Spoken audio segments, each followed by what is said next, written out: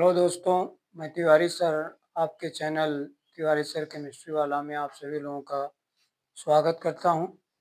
तो आज हम लोग न्यूक्लिक अम्ल के कार्यक्रम को आगे बढ़ाते हुए, जैसा कि पिछले वीडियो में आप सभी लोगों ने डीएनए से संबंधित कुछ प्रश्नों के बारे में जानकारी किया, तो आइए कुछ आगे के प्रश्नों पर फोकस करते हैं। डीएनए की संरचना को पढ़ने से पहले हम लोग थोड़ा इन प्रश्नों पर ध्यान दें। तो जैसे अगर आपसे ये प्रश्न पूछा जाए कि डीएनए कैसा मॉलिक्यूल्स है, तो इसका जवाब आप क्या देंगे बच्चों? डीएनए कैसा मॉलिक्यूल्स होता है, तो आपको उत्तर में लिख के आना है बच्चों कि डीएनए एक बायो मॉलिक्यूल्स यानी जैव, बायो को जैव कहा गया है। तो डीएनए क्या है बच्चों? एक जैव अणु है। ठीक है। अब आपके सामने ये प्रश्न आ सकता है कि डीएनए की संरचना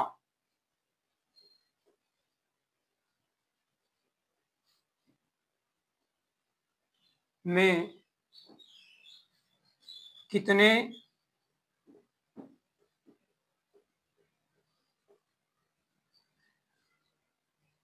पॉलीन्यूक्लियोटाइड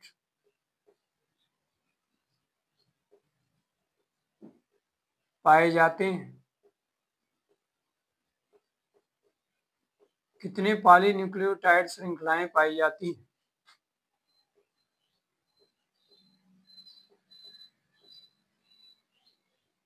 तो बच्चों यहाँ पर आपको उत्तर में क्या लिख के आना जानते हो?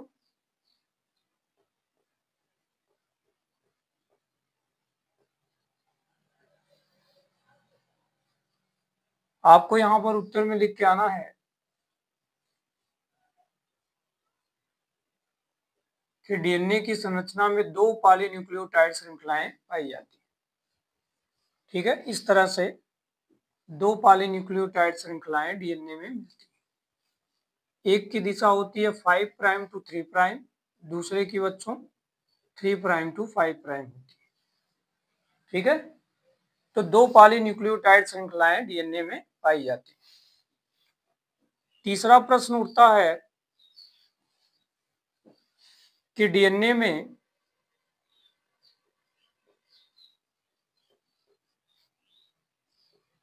ए के साथ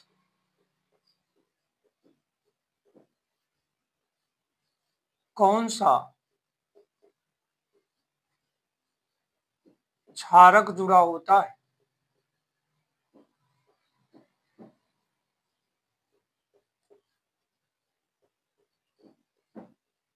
तो बच्चों आपको यहाँ उत्तर में क्या लिख के आना है?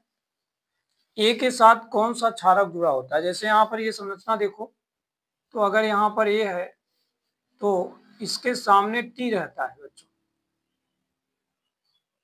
यानी ए के साथ टी जुड़ता है। टी यानी थायमीन। तो उत्तर में आपको लिखना है डीएनए में ए के साथ थायमीन पाया जाता है। क्या लिखना है बच्चों? थायमीन, जिसे टी से डिनोट किया गया है। तुम्हारे सामने ये प्रश्न आ सकता है कि डीएनए में एडेनिन और थायमीन के बीच कितने हाइड्रोजन बंध होते हैं बच्चों?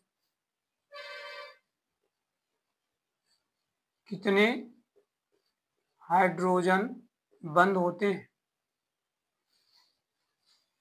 तो आपको उत्तर में क्या लिखना है?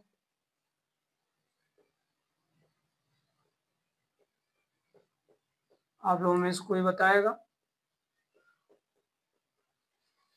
बोलिए, कितने हाइड्रोजन बंध होते हैं इसमें?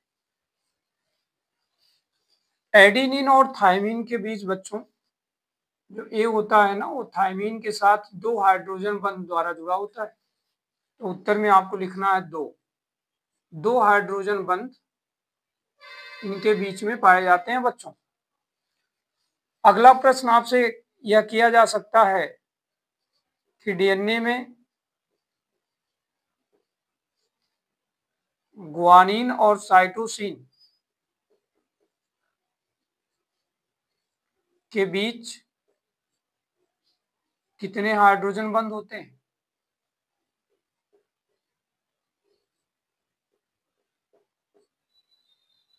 कितने हाइड्रोजन बॉन्ड होते हैं?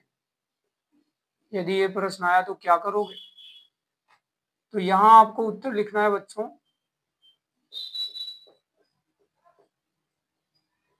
कि ग्वानिन एंड साइटोसिन के बीच 3 हाइड्रोजन बंध होते हैं। कितने होते हैं बच्चों? 3। देखो यहाँ पर ग्वानिन है और यह है साइटोसिन, दोनों एक दूसरे से 3 हाइड्रोजन बंध द्वारा जुड़ते हैं। यह हाइड्रोजन बंध दिखाया गया। ये क्या है बच्चों? Hydrogen bond. ठीक है, ये हाइड्रोजन बंध है।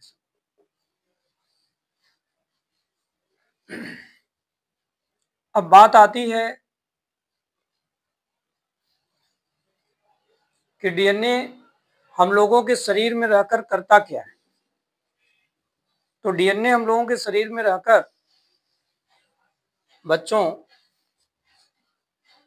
डीएनए का अगर मुख्य कार्य देखा जाए तो डीएनए कई तरह का कार्य हम लोगों के शरीर में कर रहा है, लेकिन डीएनए का मुख्य कार्य आपके कोशिका में क्या है? डीएनए का मुख्य कार्य आपकी कोशिका में है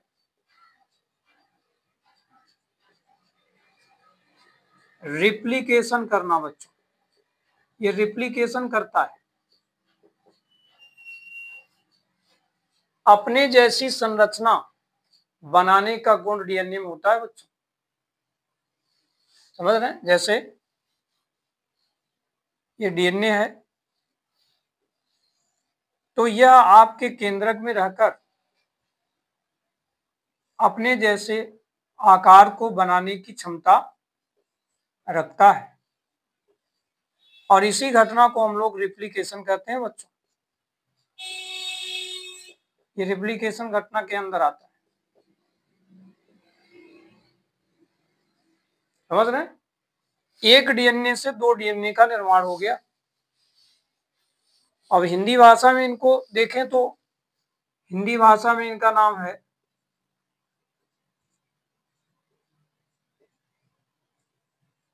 इस तरह से, इनको हिंदी में भी लिख सकते हैं।